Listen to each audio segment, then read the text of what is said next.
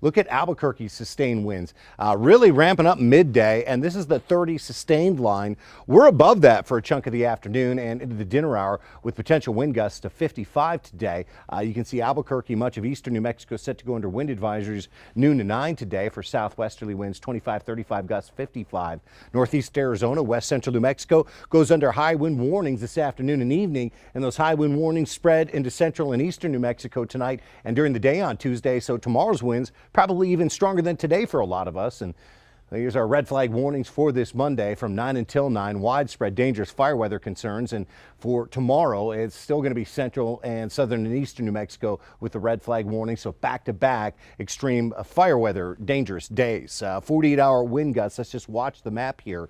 And you can see those stronger winds getting into Arizona and west central New Mexico by afternoon and into the dinner hour. And note here, this evening and overnight, those brown shaded areas are where the winds could gust above 60. And that's a concern on the high terrain right on through the overnight. And then we look ahead towards tomorrow, midday and during the afternoon, central and eastern New Mexico with those strongest wind gusts hitting. And it's going to take several hours Tuesday evening for those winds to noticeably step down in strength.